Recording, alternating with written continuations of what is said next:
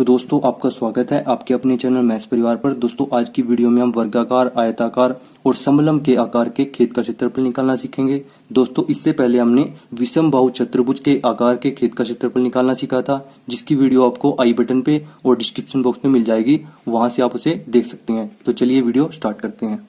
तो दोस्तों सबसे पहले वर्गाकार खेत का क्षेत्रफल कैसे निकालते हैं वो देखते हैं। दोस्तों वर्गाकार खेत वो खेत होता है जिसकी सभी भुजाओं की लंबाई एक समान हो और सभी कोण 90 डिग्री के हों। ठीक है दोस्तों, तो वर्गाकार खेत का क्षेत्रफल कैसे निकालते हैं उसका फॉर्मूला होता है भुजा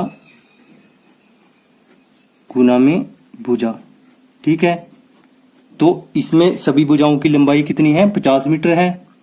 तो 50 गुना में 50 हम कर देंगे। 50 गुना में 50 करके हमारे पास क्या आएगा, 2500 वर्ग मीटर। ठीक है दोस्तों, तो इस खेत का क्षेत्रफल हमारे पास कितना हुआ, 2500 वर्ग मीटर। ये कैसे निकालते हैं हम, भुजा गुना में भुजा करके, यानी साइड का स्क्वायर करके हम वर्गाकार खेत का क्षेत्रफल निकाल सकते हैं।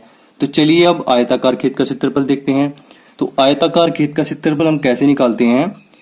दोस्तों सबसे पहले ये जान लेते हैं कि आयताकार चतुर्भुज क्या होती है। दोस्तों आयताकार चतुर्भुज वो चतुर्भुज होती है जिसकी आमने सामने की भुजाएं एक समान हों, ठीक है, और सभी कोण 90 डिग्री के हों। ठीक है दोस्तों, तो यहाँ पर आमने सामने की भुजाएं 50 मीटर हैं, यहाँ पर कितनी है, 40 मीटर है। तो आयताकार खेत का क्षेत्रफल क्या होगा, वो होगा लंबाई गुना में चौड़ाई। ठीक है दोस्तों, लंबाई गुना में चौड़ाई। ठीक है दोस्तों, यहां पर हमारे पास लंबाई कितनी है, 50 मीटर है, और चौड़ाई कितनी है, 40 मीटर है। तो इनको हम इसमें रख देते हैं 50 गुना में 40। ठीक है, अब इन दोनों को गुना करके हमारे पास क्या आएगा, 2000 वर्ग मीटर। ठीक है दोस्तों, 2000 वर्ग मीटर हमारे पास इस आयताकार खेत का क्षेत्रफल आ गया। आई होप आपको ये अच्छे से समझ में आया होगा। ठीक है दोस्तों, तो चलिए समलंब आकार के खेत का क्षेत्रफल देखते हैं। दोस्तों वर्गाकार और आयताकार खेत के क्षेत्रफल की तरह समलंब के आकार के खेत का क्षेत्रफल निकालना भी बहुत आसान है। चलिए देखते हैं। दोस्तों समलंब चतुर्भुज वो चतुर्भुज होती है जिसकी दो भुजाएं पैरेलल यानी समांतर होती हैं। जैसे यहाँ पर ए बी और डी सी समांतर हैं, और इसकी ऊंचाई यानी लंब वो भी एक समान रहता है। जैसे यहाँ पर ए डी कितना है, 35 मीटर है। ये पूरी की पूरी समलंब चतुर्भुज में एक समान ही रहेगा, यहाँ पर भी ये 35 मीटर ही रहेगा। तो इस प्रकार के खेत का क्षेत्रफल हम कैसे निकालेंगे उसका एक फॉर्मूला होता है, उस फॉर्मूले को हम यहाँ पर लिख लेते हैं। ठीक है दोस्तों, तो फॉर्मूला क्या होता है हमारे पास, 1/2 समांतर भुजाओं का जोड़, समांतर भुजाओं का जोड़, ठीक है, गुणा में एच।